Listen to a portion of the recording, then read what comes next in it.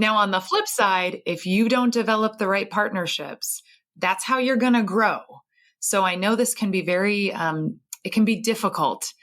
But when we say we don't want to be the biggest, we want to be the best. I think you have to be willing to say no to the wrong opportunities in order to create what you want over time. Because whatever partnerships you enter, that's your reputation. That's how you're going to grow. That's the kind of partners you're saying you want to work with. So I think being incredibly picky, especially early on in a startup, in a business, I know that is hard to do, but I think that patience and diligence actually pays off in the long haul. Welcome to Winning at Work, the podcast for foodies, founders, and food and beverage professionals. You know, if you wanted to discover a new brand, a new food or beverage to try, there are literally thousands of companies out there. It is very difficult to do that. That's why we curate the different, the better, and the special brands here each and every week, so you don't have to do the heavy lifting. If you're a founder and you're looking to connect with other like-minded executives, we make that very easy. And if you just work in the food and beverage industry and you're looking for fresh inspiration, we have that here in spades. This episode is sponsored by Temple. Congratulations, you're selling in retail. But the competition is fierce and your brand is surrounded by similar products. How will consumers find you? Let Temple show you an innovative retail sales solution. Click on the Attract Consumers link below. Need to attract great employees? Click on the Hire Now below and we'll show you how to use your culture to help you stand out. Stay tuned for this week's episode. Welcome to Winning at Work, everybody. It is Tony, and I don't think we can talk enough about sales and marketing. I know we've been doing a series on, how to support your brand in retail. We've been covering that. I think we've covered DTC to a large extent. Recently, I have been involved a little more in food service and food service operations. And I gotta say, I'm really looking forward to this conversation today as it regards to selling and marketing a service into a pretty competitive set. And today I have Alison Patt. She's the president and CEO of Thomas Cuisine. And I think they're doing something I think is quite challenging when you talk about creating scratch food every day into large scale dining operations. I'm talking about, your corporate dining, independent school systems. Of course, senior living is really big. They're in that space, as well as healthcare. They focus on real food. I think that is a huge, huge challenge. But when you're selling something that is clearly better and you're talking in the marketplace to buyers, the challenge is on the seller to storytell, to show value, bring metrics. I'm just really curious to see how larger scale companies go about this process. And today, I have Alison Patt, and she comes out of the role previous to being president and CEO of Thomas Cuisine. She was a group president at Continental. So she brings lots of experience in sales and in general management. So welcome in, Alison. Great to have you today. Thank you, Tony. Happy to be here. Did I at one point, did I say Pratt at any point? I thought I said Pat. Did I at one point say Pratt? You did, but it is a common mistake, so no worries. I think I did. I'm like, it's Pat. Why did I say Pratt? So there you go. First lesson in sales, people: do not butcher someone's name. But it could be endearing, though, could it not? I mean, it's like, oh, bless his heart. I will tell you, I am often called Patty. So not only am I Alison Pratt, but people will think your last name's your first name. So I'll take any of it. Call me anything you like. Okay, good. So so there you go. So that's the first rule is assign a negative to yourself, and someone will turn it around into a positive. So you see, I just used the old sales technique on you, and it worked. I like it. Alison, tell us a little bit more just about the size and scope of Thomas Cuisine, and maybe help us understand a little bit more about the marketplace that you are in. Sure, absolutely. So I joined Thomas Cuisine, as you referenced, in 2020. Interesting time to make a move and join a new team and company. But Thomas Cuisine has existed well before me. A company was founded in 1986 by our founder, Thad Thomas, hence Thomas Cuisine. And we were founded actually out of a garage in Meridian, Idaho, the greater Boise area. Started very small, humble, meager means in terms of the company size. We are now in 12 states, primarily on the western half of the United States. So we kind of are a regional player primarily in the West. And we partner with about 100 different organizations. You referenced the groups that we work with, but healthcare, senior living, independent schools, and corporate dining is really our sweet spot. As you mentioned, we have always considered ourselves this real foods company. So what is real foods? Scratch cooking, clean, healthy, delicious ingredients. If you go into a typical hospital or senior living community, so often you'll find that the freezer is just full of these processed frozen products. For us, we actually try to do something very different. Our fridge is actually where we keep most of our products. And we are all about fresh, healthy, ideally local, sustainable ingredients. And so we allow our chefs to be chefs. You would be shocked at how many kitchens have more scissors than knives. It's all about opening, bags of frozen product. Oh my God. Yeah. For us, we took an opposite approach. We were founded on this notion that food should taste amazing, but it should also fuel the body. It should be good for you. It should be something that you look forward to and actually makes you feel better throughout your day.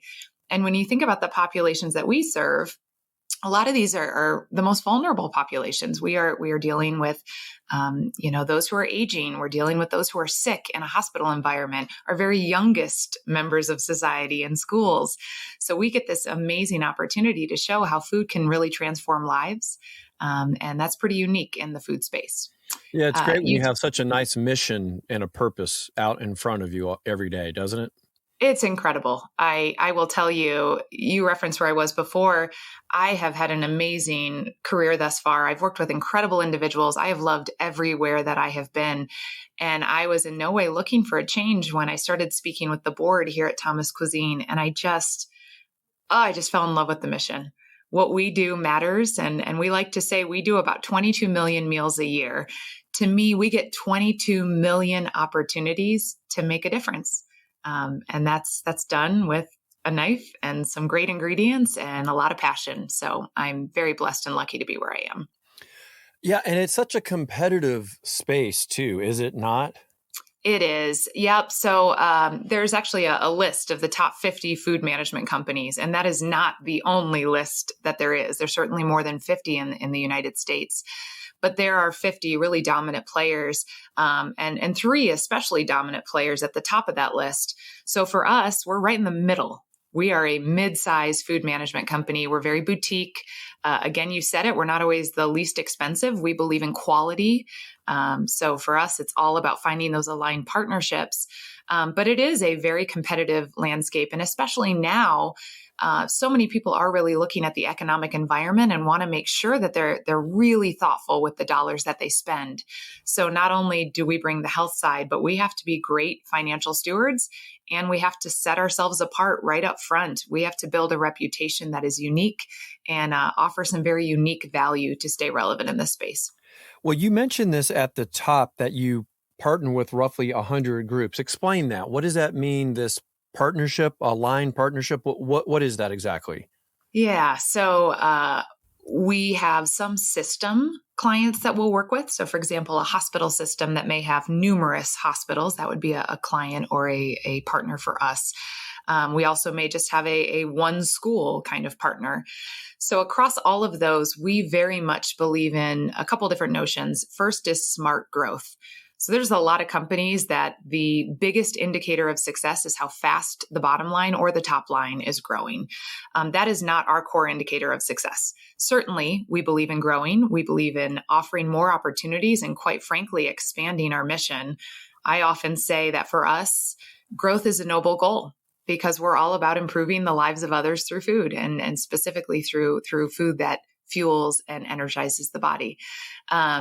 So that's one piece is we want to make sure that we're very thoughtful around how we grow. So we talk a lot about smart growth, not just growth for growth's sake. I have found, and I'm sure this is not unique to us, who you align yourself with, that builds your reputation. Who you surround yourself with very much is an indicator of who you are. So we are very thoughtful about entering any new partnerships. We say no more than we say yes. And that's pretty unique in this space. Oh, isn't that interesting? Because when I was looking at that comment about the partner groups, I didn't realize you were actually referring to your clients. So right off the bat, they're not a client. This is a partner. That's right. And frankly, when we start having conversations with somebody who's interested in bringing on food service, outsourcing that, if we hear the word vendor a lot, probably means we're not going to be the most aligned. We are truthfully not interested in being a downstream vendor. We are interested in being a strategic partner that truly drives results that matter to those that we serve. I think you just probably struck a chord with literally everyone listening. I know you did with me because I have two different businesses I run. One is in food and beverage, and the other is simply in manufacturing. And with so many of those clients on the manufacturing side, notice I called them client. And they do use that word a lot, vendor agreements and vendor contracts. And it really shows they just expect you to plug in to their supply chain and just do the work. That's right. And don't get me wrong, there is a need for that. There is a need for sometimes come in, do the work, plug the hole. We just aren't the right partner in that instance. Okay. So you're now talking about in some ways, a sales philosophy, a business philosophy that you have that now your sales and marketing must align with your values. That's right. That's right. Okay. I make life really hard for our sales and marketing team. I mean, my gosh, it's hard enough. Now you've given them this, altruistic, okay, we have to jump. Okay. So walk us through how you even set this up. So. Yeah. Ooh, that's a loaded question. Let's see what comes out as we go through this. For me, I just get to ask you one little question. I sit back and drink my beer. Yep, that's right. Thankfully, I had a nice, robust breakfast, so I'm ready to think well today. Because food matters, right? Food matters. So as I said, first and foremost, I believe you need to know who you are before you ever start sales and marketing. Before you ever get that engine going, there has to be a very clear understanding by the leadership, quite frankly, the entire organization. If you have a board, everyone has to be aligned on who the heck are you and how do you stand out in the marketplace. So again, for us, a lot of that is around real foods. I won't get on my soapbox today, but chronic illness is an incredibly big issue throughout the country, right? 11 million people suffer from that a year. We believe that food is such a big piece of how we're going to move forward. During COVID, people really woke up to baseline health. It suddenly mattered kind of where you were in terms of your daily health. And so we have seen on the back end of that, while we have been a bit ahead of the world, ahead of the curve in this real foods mission, the world is quickly catching up. So again, we are very much clear on why we're here, what our purpose is, and we talk a lot about that throughout our organization. Moving forward from there, it becomes, how do you tell that story? And this is where we have not always done well. And frankly, a lot of organizations fall. How do you make sure people know what you stand for and really understand whether or not you're an aligned partner? So that's, again, a lot about the sales force and how we're going to market. What is our website going to say? What does social media look like? How do we make sure that every interaction with our organization very much fits our mission, vision, and values? And thankfully, I came into an organization that was pretty clear on all of those pieces, that had a board, an ownership group, a leadership group that just got it. So again, that was a nice head start. You didn't have to sell up. I mean, and that is so. And I just want to say something to the listeners. I understand when you listen to Alison and you're hearing this, if you're not at the top, your first thought is, okay, great, I can have these ideas and I can try to implement them downstream. But if you look up, you've got VPs, ownership, and board. So I don't want to just gloss over that. I do know that is a challenge. to try to sell up. I would make the comment that if you find yourself in an organization where you are misaligned, then I know it's not an easy thing to think about, but those are the reasons that people make strategic job changes. That's right. Okay. That's right. So I know that's a little bit off topic, but it's important. So one of the most critical things that I have found is building the right sales team matters. And I say constantly, sales is a team sport. If you believe that you can export sales to 3 individuals and that they're going to go make it all happen, I think that you're really missing the mark. I am sales. My CFO is sales. My head of operations is sales. My head of HR is sales. And I believe if you don't play it as a team sport, you absolutely will not be as successful.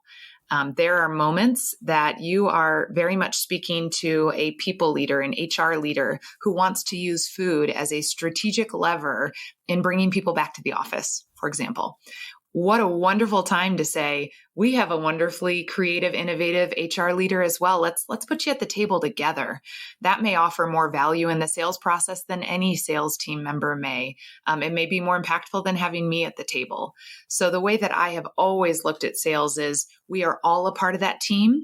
Now we have individuals who very much bird dog the process, who make sure that I am held accountable to doing what I need to do in that sales process. Bird dog it. Yeah, you need that. You need the quarterback champion of the partnership. But if you are not all in sync on why growth is a good thing for the organization, how quickly you want to grow, with whom you want to grow, you need to get there first so that then you can truly utilize the entire organization as part of your sales engine. I'm just kind of blown away thinking about bringing in your head of HR or maybe the CFO to have that conversation with the potential aligned partners, HR or CFO group. That's right. We talk a lot about going wide and deep. And when we create the kind of partnerships that we really want, it is not one operator dealing with one client. Sometimes that happens, and that's not the ideal. The way that we'd love to make it work is I know the CEO at our partner organization. Our CFO knows their CFO. Our district manager knows their, you really want to have that deep and wide. That's right. Because then you really understand, how do you create value? So often we think, okay, we provide food. So our value is coming in and providing the right food for that client or that partner. I highly disagree. As you know, when you create the right partnerships in business, they go so much further than that. We can share best practice. We can make introductions for one another. We can really develop something that drives value to multiple parts of their organization when we have that chance to really build that deep and wide rapport, if that makes sense. Yeah, I keep having these aha moments. I tell you, there's some parts about sales, it's so common sense, yet the application in making it work is the challenge, because having your CFO communicate and work with and have a relationship with one of your aligned partner CFOs is critical, because they can speak their own language. And that CFO might say to your CFO, we're really needing more visibility in this aspect of the P&L. And where that salesperson, the bird dogger, right, might not understand exactly what that CFO is saying or how they need it delivered. So both CFOs say to their teams, let's get this worked out. And next thing they know, they've got a new dashboard, problem solved. That's absolutely right. And frankly, it's not fair to put that all on a salesperson, a director of business development. That is not a fair expectation. So again, partly because of my love of sales and marketing coming up in that area, but also partly because I believe this is good business, we do approach this as a full cohesive team. And for us, that's mattered a lot. I'll also say that I like to be very actively involved. I'm not sure if all of our sales team members would say that that's a good thing or a bad thing. We won't ask them today.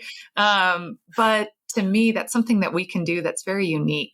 For me to be able to sit down with our prospective partners, to be able to really inform them, what are we going to bring to the table, and how am I going to make sure that this organization really is aligned with the right resources to deliver on what we've committed to? that matters and has been very powerful, and something that I don't see going away. It's pretty important to me that I get a chance to meet each of our partners before we move forward. I think it matters on both sides, but that alignment is so important that we want to take that time, as much time as we take to bring someone into our organization, to make sure if you're going to bring in a new director of operations or, a CFO or a head of HR, we spend a lot of time. We want to spend that same due diligence effort in the partnership, because quite frankly, doing it in advance means that you get to build something for the long haul. Part of our mission is enduring relationships. So certainly that real foods piece is so important. But we have partnerships that go back to the 80s. And that's because we took the time up front to really understand, what did a win look like? And how do we make sure we deliver on it? That's a 40-plus-year-old relationship. That's incredible. Yeah, it's been pretty amazing and humbling to walk into a company that's built partnerships like that. We also have team members that have been here that long. Kids grow up. I mean, that's like, and that's right. And I would imagine too, having those kind of relationships has really helped the overall sales and marketing, I should say the sales funnel. Yes, that's right. Because no one wants to do cold outreach if they don't have to. And I'm not sure it always works. You and I both receive a lot of those LinkedIn messages, emails, phone calls. I think we are bombarded by sales efforts, both one-on-one and organizationally. And it's hard to cut through that clutter in terms of a cold call. The way that most of our partnerships have started is a referral. I just did some numbers recently, and that really was the bulk of it. It was our operations team did such an incredible job delivering on our commitments, really bringing these amazing relationships to the forefront, delivering food that improves the lives of others on a daily basis, showing up consistently, that then they tell somebody else. Or they move on in their career, they head from one hospital to another, and we get that phone call. We can't do this without you. Come on over here and let's recreate that partnership that we had elsewhere. That's the dream. That's got to be. That's literally the dream. Now, on the flip side, if you don't develop the right partnerships, that's how you're going to grow. So I know this can be it can be difficult. But when we say we don't want to be the biggest, we want to be the best. I think you have to be willing to say no to the wrong opportunities in order to create what you want over time. Because whatever partnerships you enter, that's your reputation. That's how you're going to grow. That's the kind of partners you're saying you want to work with. So I think being incredibly picky, especially early on in a startup, in a business, I know that is hard to do, but I think that patience and diligence actually pays off in the long haul. Yeah, you're really establishing your reputation in the marketplace. That's right. If you take on a less than stellar partner.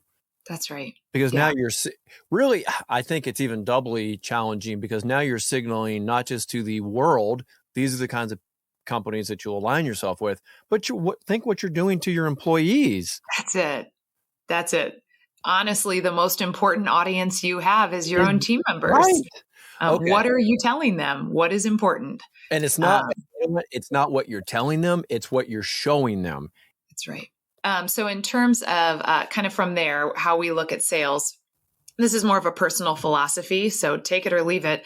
I say stop selling. And what I mean by that is, if you come across as someone who is selling, who is pitching constantly, it doesn't always ring true. And I know this is true for me. I would much rather sit down, really take the time to understand who we're speaking with, truly understand the challenges, the issues, what a win looks like for them. And if we can deliver on that, let's tell them how we've done it. Let's give them very real examples. Let's talk them specifically about how we have been in that same situation before and how we've delivered. If we cannot deliver what they want, I actually believe that the most important thing to do is to tell them that. Your credibility at that table is so important. There may be different ways that we can look at scenarios, but there are times a prospective partner is going to put something out there that is not doable, that, for this price point and these expectations, there is a misalignment. You have one shot to make sure that you are candid and trustworthy at that table. And for us, integrity is a core value. It's something that we practice as we develop partnerships. Be upfront, be honest, because shockingly, you will be very different by doing that. Yeah, it's funny. By telling them no, that person at some point as you said, might change jobs. That's it. And they And remember. they'll remember. And they'll remember, wow, you turned it down. You turned down revenue, because it wasn't legal alignment. Because it wasn't the right thing. Right, because you were living your values. So when we're talking about living our values and working that into the overall sales and marketing mission, this is going to translate at some point into your hiring process. Yes. So talk to me a little bit about just how do you go about trying to vet or suss out potential bird dogs? And I say that with love as someone who came up. I love it. Listen, I come out of talent acquisition. I've had a lot of people call me a headhunter. I love it. I call you. That's fine. That's right. It's a win. So we are very thoughtful around not only who we bring into our sales department, quite frankly, who we bring in across the organization, but specifically with sales. First, I look for a spirit of curiosity. If someone is coming in and just pitching, it's all about, let me kind of word vomit all over you, which is very common. Spray and pray is what I call that. Yes, I'm not interested in that. I want somebody who asks a whole lot of questions, who listens more than they speak, because that is critical in how we believe that we sell. We need to first understand before we put any sort of customized solution in front of a prospective partner, somebody that we're speaking with. So when I hire, that's number one. How much are you talking? How much are you listening? Did you come with thoughtful questions? Are you really interested in understanding what makes me tick? And therefore, if you are the right solution, or are you out here just kind of, like you said, hoping and praying that if I say it enough times, somebody will say yes. Pray. That's right. Yeah. Well, it sounds like what you're really doing is you're wanting to see, without any kind of tipping of your hat to the potential employee, how do they treat you? Mm-hmm. And are they handling this meeting the way you would handle the meeting with a potential aligned partner? You're trying to see how closely do they follow that, whether they know they're doing it or not. And from talent acquisition, that's a lot of selling, right? There's a lot of crossover between talent acquisition and sales. So I do treat this as kind of a faux sales interaction to see how they manage that, for sure. So that's the first. Second, because we are so purpose driven, I like to get a sense from the person of how much am I going to frustrate them when I tell them they can't say yes to everybody? How much are they really in this for the long haul, for something broader than just hitting a quota every single month or quarter? Of course, that's important. Of course, we want to grow, but we want to do it thoughtfully. And for some, the faster, the better. I just want to have the opportunity to say yes and sign contracts left and right. We want some spirit of competitiveness. We want that spirit of go get them. But I also want somebody who has passion and alignment with our mission, because then when we do say no, they know why. They felt it in their own gut. I was just a mere confirmation of that. But without that passion and values alignment, really understanding and caring about our mission, I think I'll frustrate the heck out of somebody. Yeah, I think I would probably just ask the question something like, when was the last time you said no? Yes. To a prospect? Great one.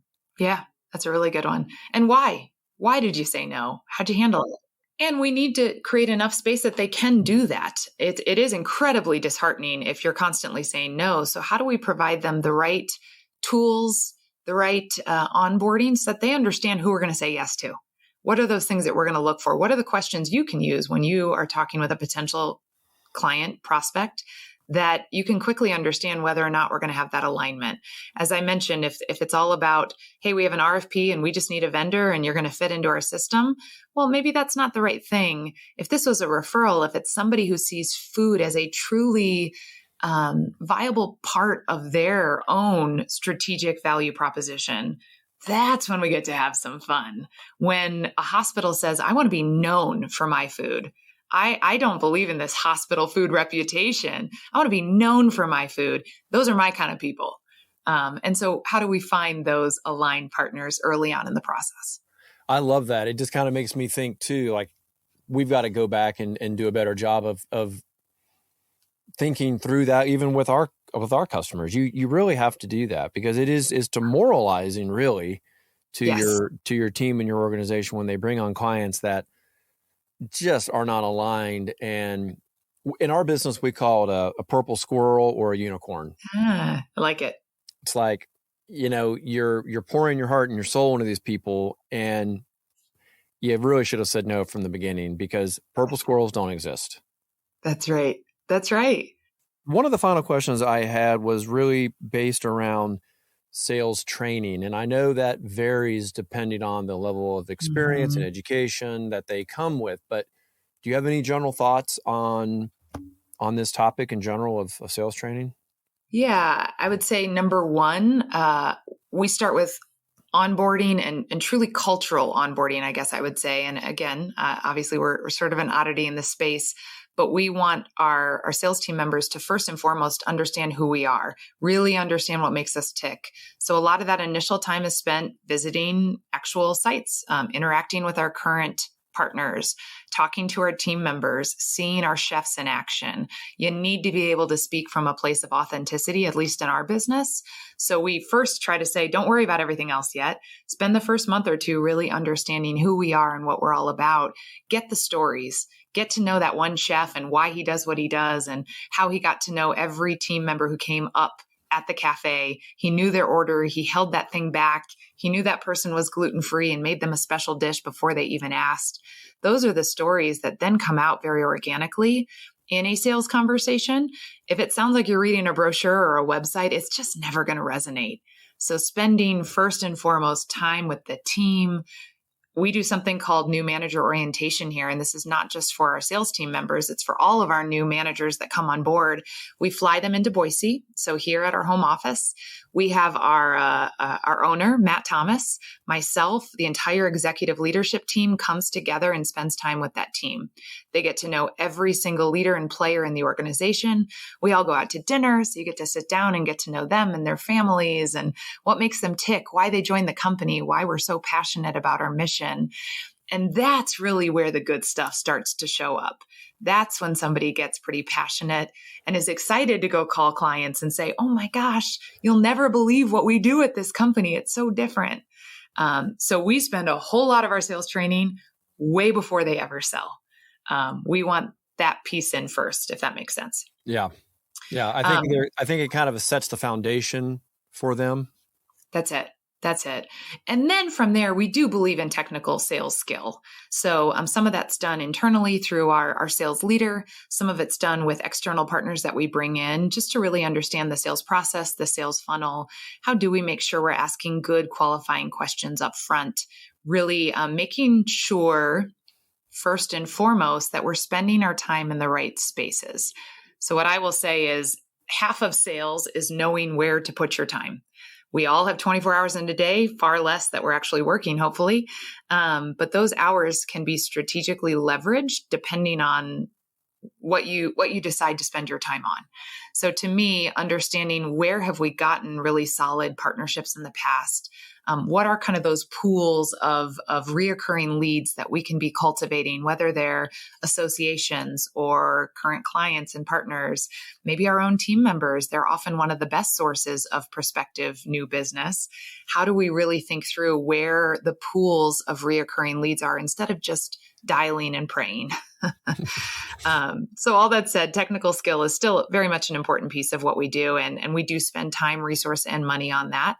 And it's not just for our sales team members. When we've done sales, kind of brought in sales training from the outside, we like to include our operational leaders. We like to include our executive team because, again, for us, sales is a team sport.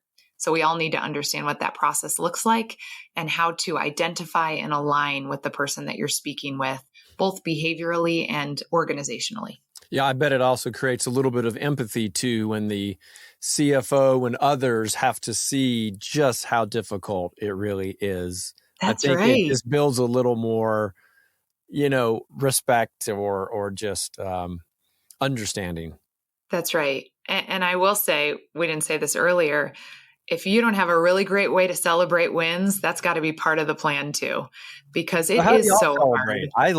I have everyone does something kind of unique. Do you want to share that, or is that a Yeah. Thomas Cuisine secret? Well, no, I mean, I won't share any big secrets. Some of them I'll keep to myself, but keep those. Different organizations that I've been in have done different things. I'm so old school. I love the bell, ding, ding, ding, ding, ding, ding, ding, ding. There's something about that I think is so fun to be able to like publicly recognize, hey, we had a big win and look at all the people that were a part of that. We do a weekly town hall with all of our managers. It's done virtually, but we use that as a great platform to say, folks, we talk a lot about smart growth. We're going to tell you about an exciting new smart growth partnership that we've entered, why we're so excited about it, why we were drawn to these folks as partners, and how you're going to be a part of this, how it's growing one of the regions that you're in, why you're going to have more opportunities for growth and advancement within our company because of this. So that's definitely an arena that we try to use to celebrate good news. Yeah, and I think that's so important too in this day and age of building and maintaining culture in a remote workforce. So I think you're really kind of hitting more than one area with that type of system. Yeah. That's right. And again, I mean, there are other things that you need to have in place. If you're going to have a very real sales department, you need to make sure you have an aligned commission plan. You need to make sure that you are rewarding the behaviors you actually want to see. So we spend a lot of time really developing those and making sure that they are rewarding the right things, not creating the wrong sorts of behaviors within the organization. Oh, that's right. Look, salespeople will figure out your commission structure. That's right. So get it right. They'll figure it out. So yes. Well, this has been. It's been great to hear just such a refreshing kind of optimistic view of sales. Not once did I hear anything about metrics and I don't know, just the things that most people just kind of turn their nose up at anyway. I think what I'm hearing more is kind of a cultural sales approach. That's right. And I think you should be having fun with it.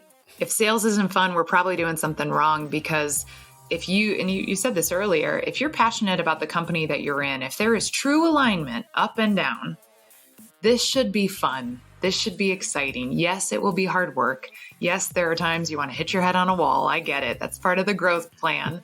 That's part of the path. But to me, we should be enjoying and excited about what we're doing, because that generates this kind of magnetic thing. When somebody has that great confidence, you just want to go up and talk to them. I think the same thing is true for a company.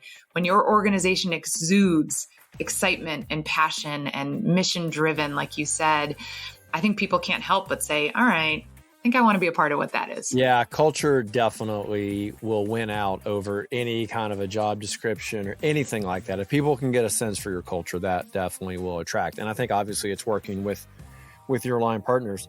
Well, Alison, this has been great. I think we covered a lot of ground in a short period of time. What's the best way for people on the West Coast or the Midwest that maybe they're hearing this and they're thinking, maybe we need to look at a potential new partnership in our food service arena? What's the best way for people to reach out? Yeah, absolutely. Right on our website, we make it super easy. It says contact us. You can click that button and we will get the note. I am on that email personally, so I'll get a chance to see what comes through. And so it's not birddog@thomascuisine.com. It should be. I think maybe this is a follow-up. Maybe that's my follow-up for sure. But yes, anyone, even if you're just interested in talking further about what's going on in the industry and what are we seeing? How can we support you? I didn't mention it, but to me, offering value ahead of a partnership is really important. The time will come, and I believe that great people will end up finding the opportunities to work together. In the meantime, if we can share some insight, best practice, we're always happy to do that.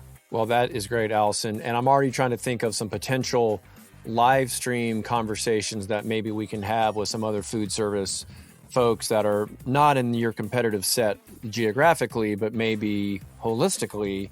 That might be an interesting conversation. I'm thinking of a company right now. So we'll see how that unfolds. Alison, thank you so much for being here today and just sharing your passion. My pleasure. Thank you, Tony. So happy to be here.